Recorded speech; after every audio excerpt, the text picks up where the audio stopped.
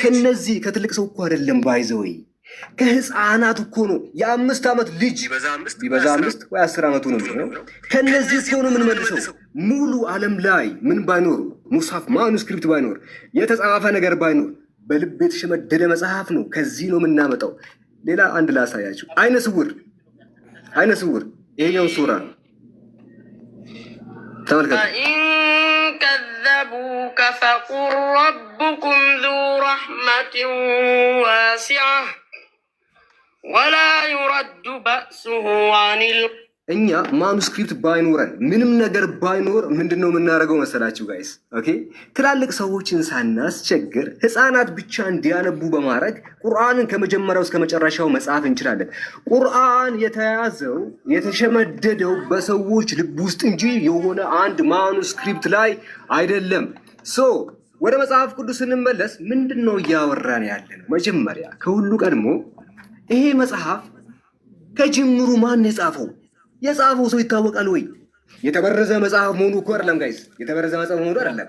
ሲጀመር ማን እንደጻፈው እንኳን የማይታወቅ መጽሐፍ እንደሆነ ለሚሾው አንድ ነገር ላሳያችሁ። በጣም ብዙ ስኮሮች ይናገራሉ። ለምሳሌ ቴዎሎጂካል ፋውንዴሽን በተሰኘው መጽሐፍ ላይ ኦሪዝም ማን እንደጻፈው ምንም የምናውቀው ነገር የለም ይላል። ዘ ኮምፖዚሽን ኦፍ ዘ ፔንታተክ በተሰኘው መጽሐፍ ቻፕተር 1 ላይ ማን እንደጻፈው አናውቅም ይላል። ዘ ኦሪጂን ካራክተር ኦፍ ዘ ባይብል በተሰኘው መጽሐፍ ገጽ 48 ላይ መጽሐፍ ቅዱስን ማን እንደጻፈው አናውቅም ይላል።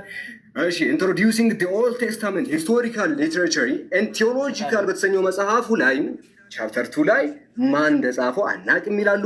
እንዲሁ ደግሞ አን ኢንትሮዳክሽን ቱ ዘ ኒው ቴስታመንት በተሰኘው መጽሐፍ ላይ እኛ አዲስ ኪዳንን ማን እንደጻፈው ምንም የምናውቀው ታሪክ የለም ብለው ራሳቸው ስኮለሮች ይናገራሉ። በሌላም ቦታ ዘ ኦልድ ቴስታመንት ቴዎሎጂ ኤንድ ሂስትሪ በተሰኘው መጽሐፉ who wrote the old testament ብሉይ ኪዳን ማን የጻፈው ተብሎ ሲጠየቅ አረኛ ማን እንደጻፈው ጭራሽ ምንም የምናውቀው ነገር የለም ብሎ ይመልሳል።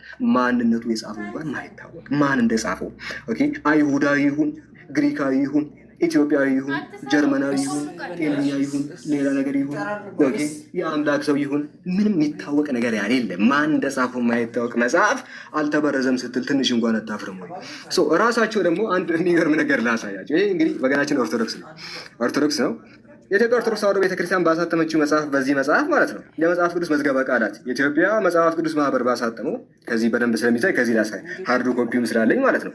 በዚህ መጽሐፍ ላይ ምን ብሎ ይናገራሉ? ገጽ 34 ላይ መጽሐፈ መሳፍንትም ማን እንደጻፈው እኛ አናውቅም ይላል። እሺ ይሄኛው መጽሐፉ በሃርድ ኮፒ ይሄኛው ማለት ነው። ኦኬ በሌላ ቦታ ደግሞ ገጽ 171 ላይ የኢዮብ መጽሐፍን ማን እንደጻፈው የምናውቀው ነገር የለም ይላል። እሺ ገጽ 150 ላይ መጽሐፍ አስቴርን መጽሐፉን የጻፈው ማን እንደሆነ አይታወቅም። ማን የጻፈው? ቶሎሳ ነው? አበበ ነው? ከበደ ነው? ማን የጻፈው? አታውቅም። እሺ ገጽ 73 ላይ ሰቆቆ ኤርሚያስ ጸሐፊው ኤርሚያስ መሆኑና አለመሆኑ አልተረጋገጠም ይላል። ማን እንደጻፈው የማይታወቅ መጽሐፍ። ዜና በነገራችን ላይ መጽሐፉ ክፉኛ ተበርዟል፣ በጣም ተበርዟል። መጽሐፍ ቅዱስ ባይበረዝ ራሱ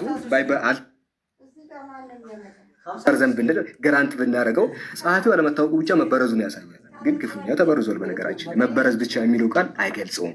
ዜና መዋዕል እንግዲህ ይሄን የምትናገረው ቤተክርስቲያን ናት። በዚህ መጽሐፏ ላይ ቤተክርስቲያን ምን ትላለች? ዜና መዋዕልን ማን እንደጻፈው አረኔ ራሴ ያላት ምን ትላለች? አረኔ ራሴ ያላት ከየት ነው የማመጣው? እሺ ገጽ 136 ላይ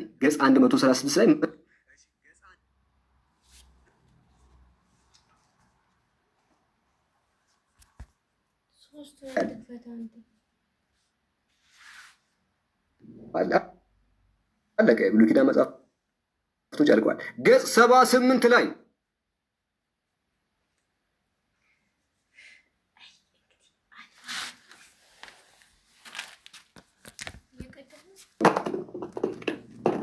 ማን የጻፈው?